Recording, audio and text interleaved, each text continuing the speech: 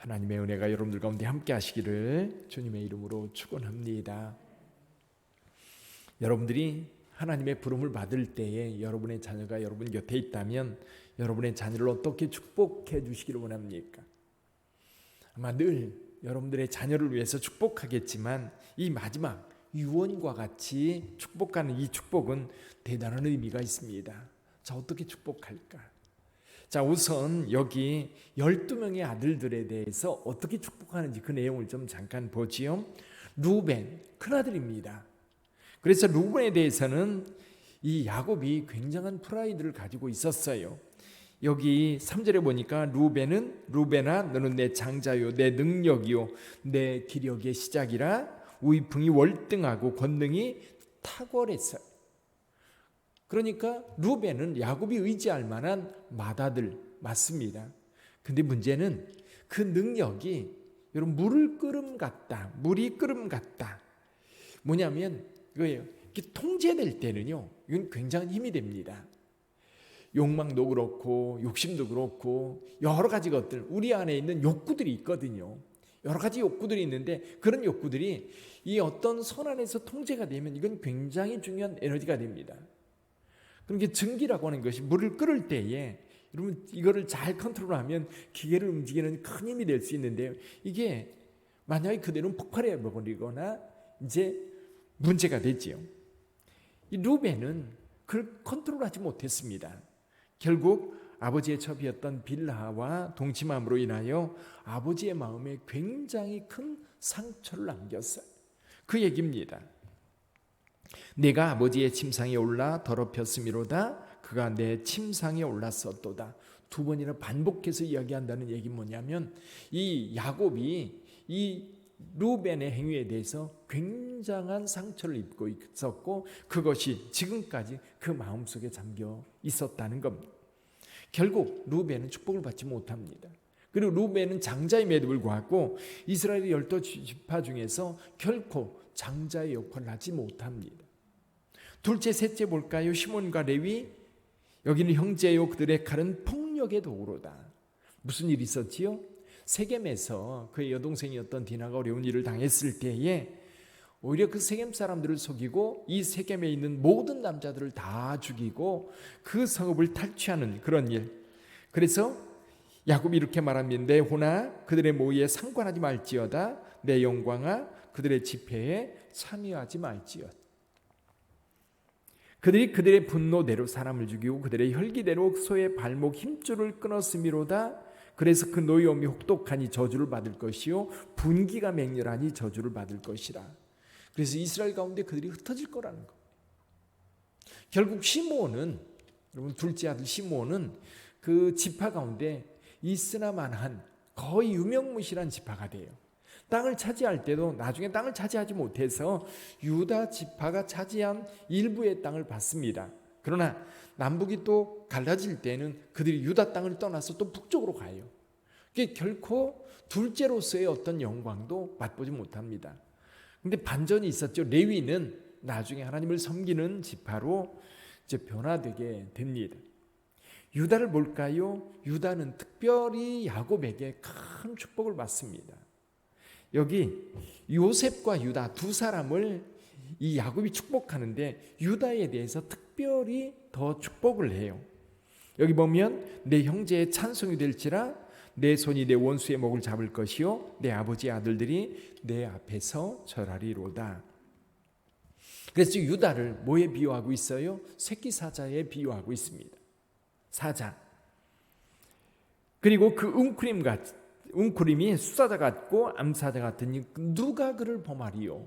그의 위엄과 능력을 아무도 건드릴 수 없는 거예요. 그러면서 유다에게 큰 두 가지 축복을 주는데 하나는 규가 떠나지 않을 것이다. 여기 10절에 규가 유다를 떠나지 아니하며 통치자의 지팡이가 그 발사에서 떠나지 아니하리로다 라는 말씀이 있는데 이건 통치자예요. 규라고 하는 게 뭐예요? 통치의 상징이지요. 통치의 상징. 그래서 유다 지파에서 다윗이 나오고요. 그 이스라엘 왕조가 형성되어서 영원히 이어지고 예수 그리스도에게까지 연결이 됩니다. 또 한 가지는 뭐냐면 풍성함이에요. 풍성함, 풍요로움. 그래서 11절에 보면 그의 나귀를 포도나무에 매며 그의 암나귀 새끼를 아름다운 포도나무에 맬 것이며 또 그 옷을 포도주에 빨며 그 복장을 포도즙에 빨리로다.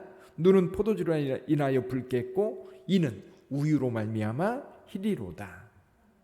풍요로움과 왕으로서 그 지도자로서의 위치를 분명하게 할 것이다.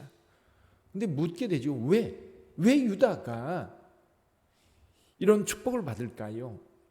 물론 앞에 있는 사람들 루벤과 시몬과 레위가 축복을 받을 만한 그런 자격을 상실하게 돼서 네 번째 유다에게로 넘어왔습니다. 근데 그걸로 인하여서 그냥 자연스럽게 앞에 있는 사람들이 자격을 상실하기 때문에 네 번째 유다에게로 넘어온 것도 분명 있을 거예요. 근데 여러분, 유다의 역할이 탁월했던 때가 있었어요. 언제예요? 가뭄이 와서 애굽에 곡식을 사러 갔다가 문제가 발생하지요. 처음에 이 베냐민이 오지 않은 것에 대해서 베냐민을 데리고 와야 다음에 우리 곡식을 살 것이다 라고 이야기를 합니다. 그리고 시몬이 볼모로 잡혔었지요. 그 이후에 유다가 탁월하게 리더십을 발휘합니다. 그런데 유다가 자기 목숨을 담보로 책임져요. 루벤은 이 베냐민을 데리고 가겠다라고 할 때 아버지를 어떻게 설득시키느냐 하면 루벤은 만약에 내가 베냐민을 데리고 오지 않으면 내 두 아들을 죽이소서 이렇게 얘기를 해요. 자기가 책임지는 게 아니라 자식들을 볼모로 잡힙니다. 그런데 유다는 내가 책임지겠습니다. 그리고 애굽에 내려가서도 이 베냐민이 이제 모함에 의해서 이제 술잔을 훔친 자로 되잖아요. 그래서 베냐민만 종으로 남겨도 너희는 가라라고 할 때에 유다가 이렇게 얘기해요. 내가 베냐민을 대신해서 볼모가 되겠습니다. 만약에 베냐민이 돌아가지 않는다면 아버지가 오래 살지 못할 겁니다. 그러면서 베냐민을 돌려보내고 내가 베냐민을 대신해서 종이 되겠습니다라고 이야기를 해요. 그러니까 그런 과정에서 유다는 탁월한 지도자의 역할을 잘 감당해요. 야곱은 그걸 보고 있었던 거지. 그 다음에 형제들을 볼까요? 스불론은 해변에 거주하고 이사갈, 근데 14절 15절에 나오는 이사갈이 특이해요. 이사갈은 양 우리 사이에 꿇어앉은 건장한 나귀로다. 그는 쉴 곳을 보고 좋게 여기며 토지를 보고 아름답게 여기고 어깨를 내려 짐을 메고 앞제 아래에서 섬기리로다. 여러분 그 다볼산에 올라가 보면요. 다볼산 남쪽에 이스라엘 평원이 정말 아름답게 펼쳐져 있어요. 근데 다볼산 동쪽 편에 보면 이 이스라엘 계곡은 굉장히 낮아요. 근데 그 다볼산 동쪽 편으로 보면 산에서 보니까 낮은 것처럼 보이는데요. 거기는 해발 400m에서 600m 정도 되는 정도로 상당히 높아요. 그런데요, 거기에 평원이 형성되어 있어요. 그걸 이사갈 평원이라고 그래요. 이스라엘 평원만큼이나 이사갈 평원도 이 밀이 잘 자랄 때 보면요, 너무너무 아름다워요. 그러니까 이사갈의 특징이 뭐냐면 풍요로운 땅, 뭐라 그럴까요? 굉장히 기름진 땅, 그곳에 풍요로운 땅에 들어가서 살고 싶은 거예요. 그러나 어때요? 쉴 곳을 보고 좋게 여기고 토지를 보고 아름답게 여기고 어깨를 내려 짐을 메고 앞제 아래에 섬기리로다. 무슨 뜻이냐면 내 배만 부르면 되는 거예요. 남이 지배하는 거에 별 상관없이 그 지배를 받으면서 거기 사는 거죠. 이사갈의 특징인 거예요. 단은 이제 심판자가 되고요. 그리고 갓은 군대를 추격하나 도리어 그들을 추격하리라. 단지파를 보면 삼손이 생각나고요. 갓지파는 사실은 요단 동편을 차지하게 되죠. 그래서 이 갓지파가 차지하는 곳은 늘 전쟁이었어요. 아람 군대, 모압, 암몬 이런 나라들이 주변에 둘러 있어서 항상 싸우는 곳이 이 갓지파가 살던 곳. 그러나 갓은 추격을 받지만 도리어 추격하는 자가 될 거예요. 아셀은 기름진 땅, 아셀 지파가 차지한 곳이 사실은 나사렛 그리고 그쪽 다볼산 그 근방이거든요. 그리고 납달리가 이 갈릴리 바다 인근, 즉 이제 가버나움이라든지 고라신이라든지 벳세다라든지 이런 지역이 납달리 지파가 살던 곳인데, 납달리는 아름다운 소리를 내는 암사슴과 같다, 그렇게 표현하고 있고요. 마지막으로 요셉과 베냐민을 이야기하는데, 베냐민에 대해서는 물어뜯는 일이라 이렇게 얘기를 하고 있고, 요셉에 대해서 축복을 하고 있습니다. 여러 가지로 축복을 하고 있지요. 요셉 무성한 가지 곧 샘 곁에 무성한 가지라 그 가지가 담을 넘었도다. 요셉을 학대하는 자가 있지만 요셉이 오히려 강해서 그 학대하는 자를 물리치게 될 거라고 이야기를 합니다.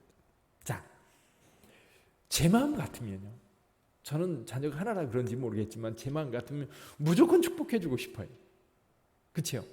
근데 자녀가 12이었던 12아들을 두었던 야곱은 어떤 자녀에게는 큰 복을 줘요. 유다와 야곱 같은 경우, 요셉 같은 경우는 굉장히 풍요롭게 축복하지만, 다른 자녀들은, 다른 대부분의 자녀들은 그냥 있는 그대로 이야기를 해주지만, 또 루벤과 시몬, 레위 같은 경우는 저주해요. 자, 그런데 왜 그렇게 했을까요? 그 이유에 대해서 여기 나옵니다. 28절 한번 볼까요? 28절 같이 읽어보지요. 이들은 이스라엘의 12지파라 이와 같이 그들의 아버지가 그들에게 말하고 그들에게 축복하였으니 곧 그들 각 사람의 분량대로 축복하였더라. 아멘. 이거예요. 각 사람의 분량대로 축복하였더라. 여러분, 각자의 분량대로 받는 거. 그래서 여러분, 그 나폴레옹 그랬다고 그러잖아요. 지금 나는 예전에 내 시간을 어떻게 썼느냐에 따른 보상이다. 보상이 될 수도 있고 저주가 될 수도 있어요. 근데 사실은 우리의 과거는 돌이킬 수 없지요. 그러나 우리의 미래를 바라보면 지금 내가 이 시간을 어떻게 보내느냐가 우리의 미래를 결정한다는 거예요. 성품이기도 해요. 우리가 어떤 성품을 가지고 있느냐에 따라서 그것이 복이 되기도 하고 그것이 저주가 되기도 할 겁니다. 사랑하는 성도 여러분, 그래요. 축복이나 저주는 결국 우리의 삶의 결과물이기도 해요. 사실 저와 여러분들은 은혜만 생각합니다. 은혜는 하나님이 주시는 거기 때문에 우리가 좌지우지할 수 있는 거 아니에요. 우리는 믿음으로 그 은혜를 받아요. 그 은혜는 주님이 주시는 거지 내가 선택하는 게 아니거든요. 근데 내가 선택할 수 있는 게 있어요. 그게 뭐냐면 오늘 이 시간 우리의 주어진 삶을 가지고 어떻게 하나님을 믿는 믿음 안에서 어떻게 우리의 삶을 만들어갈 것인가 하는 것은 우리의 선택이에요. 어쩌면 야곱의 12아들들은 그들이 선택하고 그들이 살아왔던 그 목 그대로 그들의 후손이었던 그 각 지파에게 그대로 넘겨줘요.